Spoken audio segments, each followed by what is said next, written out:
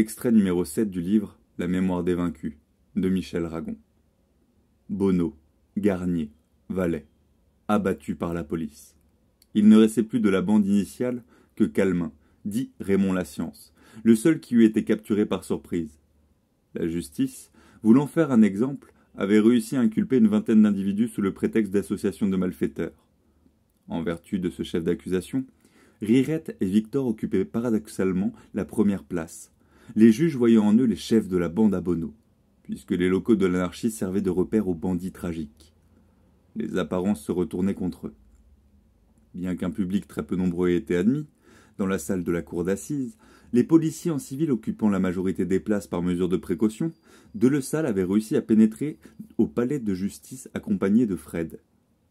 Il fallut agrandir le bloc des prévenus pour que puissent y tenir les 20 inculpés, chacun accompagné de 2 gendarmes. Tous étaient jeunes. La moyenne d'âge devant se situer autour de 25 ans. Le regard de Fred chercha aussitôt Rirette et Victor. Il fut très étonné de voir Rirette toujours aussi fraîche, souriante, avec sa blouse noire et son col Claudine, une lavalière flottante lui donnant encore un air plus espiègle et juvénile. Près d'elle, Victor Kibatchitch dressait sa mince silhouette. Vêtu de ce curieux sarrau des paysans russes qui constituait son habituel vêtement, il paraissait le plus élégant de la bande. Le plus grave aussi. Plus loin, Fred reconnut Calmin, qui, sans son pardessus à martingale, sans son melon, sans son lorgnon, ressemblait à un collégien. Rirette, d'une voix enjouée, souriant aux juges et aux jurés, démontra assez rapidement que ni elle ni Victor n'avaient trempé dans aucun des actes répréhensibles de la bande à Bonneau. Visiblement, elle s'attira la sympathie de la cour, qui pourtant réclamait sa charrette de coupable. Mais Victor gâcha un peu les choses par son éloquence. Comme le président, agacé, lui lançait « De quoi vous plaignez-vous? Vous êtes étranger proscrit dans votre pays, libre de vos propos dans le nôtre, et vous trouvez le moyen d'accueillir chez vous des assassins? On vous arrête, comme cela est bien normal, mais vous a-t-on brutalisé? A-t-on cherché par des voies condamnables à vous extorquer des aveux? Je ne me plains pas de la douceur de votre police, monsieur le président, répliqua Victor de sa voix grave et mesurée. C'est au contraire son amabilité, à mon égard, qui m'inquiète. Monsieur Join, sous-chef de la sûreté, qui m'a interrogé, ne m'a ni tutoyé ni rudoyé. Il voulait seulement que je devienne son complice. Ne vous servez pas d'un mort, s'exclama le président. Monsieur Join a été victime de son devoir, tué par votre ami Bonneau. Bonneau n'était pas mon ami. Mais Calmin, lui, l'était. Il logeait rue Fessard. Il travaillait à notre imprimerie avant l'affaire.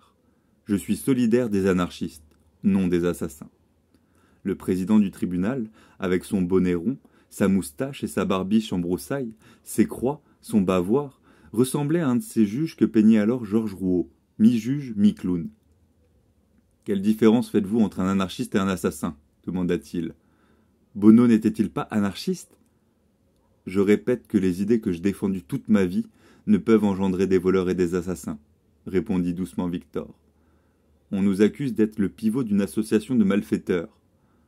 Rappelez-vous que nous n'avons jamais cessé d'être pauvres, que nous avons dû cotiser pour publier notre journal. Nous n'avons pas d'antécédents judiciaires, nous n'avons ni tué ni volé, ni rien fait de ce que l'on reproche à la bande tragique.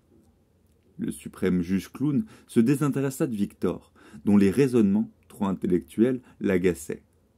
Il se tourna vers Raymond Lascience, qui affichait depuis le début du procès un sourire moqueur. « Vous vous appelez Calmin ? Oui, je n'ai pas changé de nom depuis hier. Que vouliez-vous dire le jour où vous avez lancé à un inspecteur ?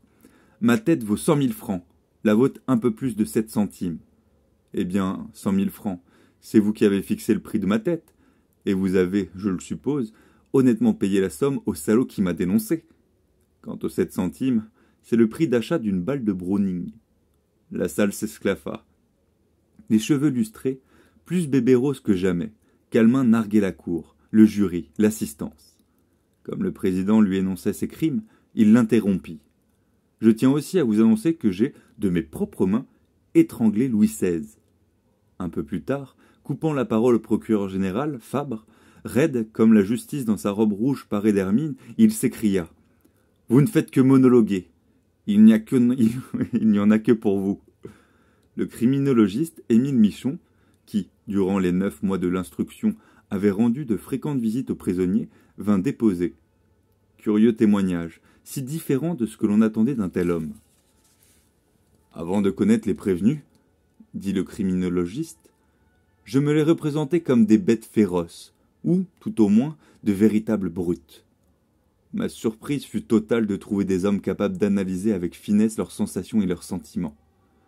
Comme ils aimaient l'étude, ils supportaient beaucoup plus facilement que les autres prisonniers leur détention. Mais ce qui m'étonna le plus, c'était leur insensibilité à la rigueur de l'hiver. Quand je les demandais au parloir, ils se présentaient la chemise déboutonnée, la poitrine à l'air. Dans leur cellule, jour et nuit, le vasistas était ouvert. Toujours d'une propreté exemplaire, les mains fraîchement lavées, les ongles faits, ils tranchaient ainsi avec les autres détenus, négligés, frileux et géniards. Végétariens et buveurs d'eau, ils s'adonnaient quotidiennement à la pratique de la gymnastique suédoise.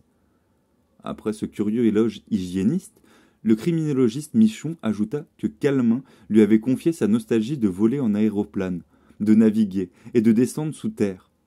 Et il conclut, dans un grand mouvement oratoire, avec une pareille mentalité, il était à prévoir que cet homme finirait dans quelques folles aventures. Pendant les 4 semaines que dura le procès, Delessal s'astreignit à ce que Fred et lui assistent à la plupart des séances. Il voulait que les images sinistres et théâtrales de ces assises restent à jamais gravées dans la mémoire de l'enfant. Il voulait qu'il entende le terrible réquisitoire du procureur de la République. Il voulait qu'il voie Calment condamné à mort, Rirette acquitté, Victor écopant de 5 ans de prison pour avoir refusé d'être un mouchard.